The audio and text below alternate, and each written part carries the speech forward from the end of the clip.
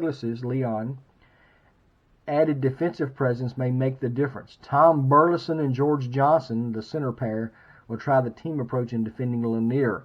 This was a good choice for the new ESPN network for their Pro Basketball Tuesday broadcast. So this is the East broadcast for ESPN. 2-4 San Antonio Spurs at the 2-4 Phoenix Suns. Great relief in the River City since the Spurs picked up the second win of their inaugural NBA campaign. Doug Moe's troops made a big statement in their ABA validation crusade.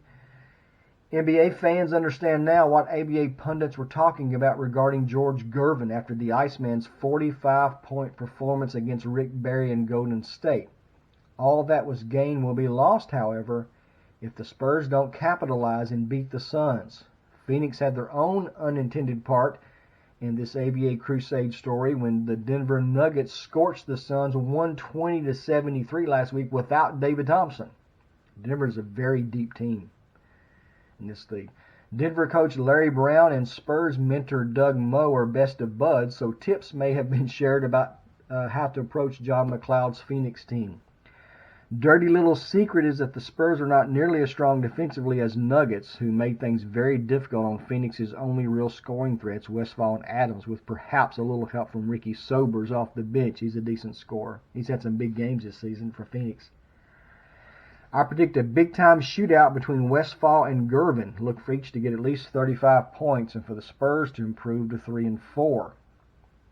There's a Big East game.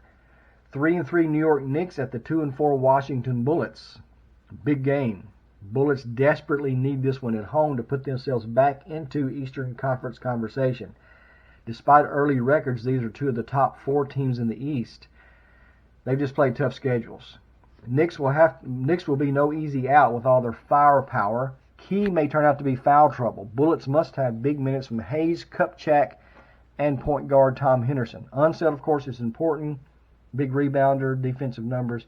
Kupchak, though, is a really, really big-time scorer in this league because his field goal percentage was so high in real life. He was high, 57-58%, close to 60%, and he shot enough to make a difference, and he gets to the line a lot. So a lot of hitting the shot and draw the foul. And of course, in our league, he can do that from three-point range. So he can really put up some numbers. Hayes the same way. This is one of Elvin Hayes' best cards here in 77. Perhaps a little better than the 78 championship season next year. If Red Hoseman's club can put one of those on the bench for extended minutes, it may make the difference. Knicks have more guns if someone gets into foul trouble. They got McAdoo's got a great shooting card. Billy Knight from the Pacers has a great shooting card. That's who the Knicks drafted. Moreau and Frazier still in the backcourt. Moreau's really strong. Frazier's starting to slip. His card is not quite as strong. Still pretty good. Washington's high defensive numbers could be the difference. If McAdoo and Knight are not hitting, they tend to get lazy on the other end. New York is a very streaky team. Tough 3-game stretch for the Knicks. Philly, Washington, and Chicago are 3 toughest East teams. So they got them all right in a row here. They lost a heartbreaker by a basket to Philadelphia last week. That was a great game.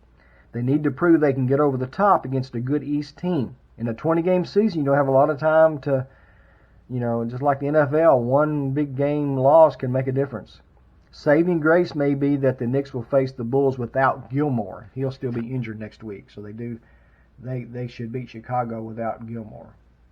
Even though the Bulls have such high defensive numbers, like Washington, it'll make those shots tougher for the Knicks. 0-6 Spirits of St. Louis at the 4-2 Portland Trail Blazers. The headline across A1 of the Oregonian says it all. Walton back for St. Louis game. Jack Ramsey has to be delighted to have kept a winning record despite Walton missing 3 games.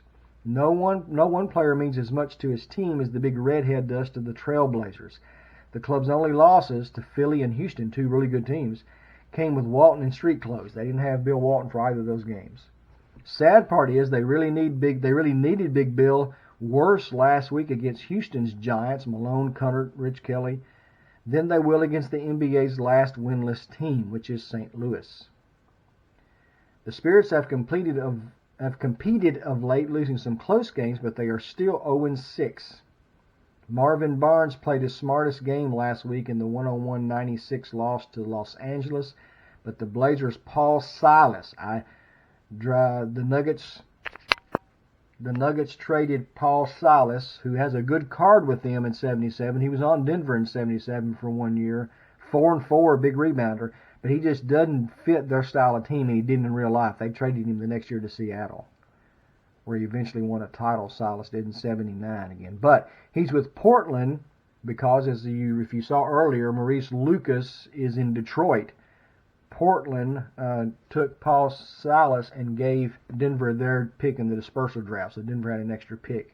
And I think they got Scott Wedman, Denver did, with that pick. But the Blazers, Paul Silas will be matched up against Barnes, and he'll likely give the young, brash Marvin an education. Ron Boone will be matched up against an old ABA opponent, Dave Twardzik, who played in Virginia in the ABA. They'll expect to see the taller Larry Steele, who's 6'5", or even Herm Gilliam to defend St. Louis's most dependable scorer, Ron Boone. Spirits will be looking at 0-7, I'm afraid. So that's the standings and a preview of the Week 7 games. I will maybe play a little bit of one of those games on here for you to see, and post some stories about how those games went if you'll just keep tuning into this channel. Look at the Patreon link, D. Michael, PayPal, mdbloom@hotmail.com. Your support is appreciated to keep putting this stuff up. It takes a lot of work. So that's the Week 7 preview, and we'll see you back on the D. Michael channel with how some of these games went very soon.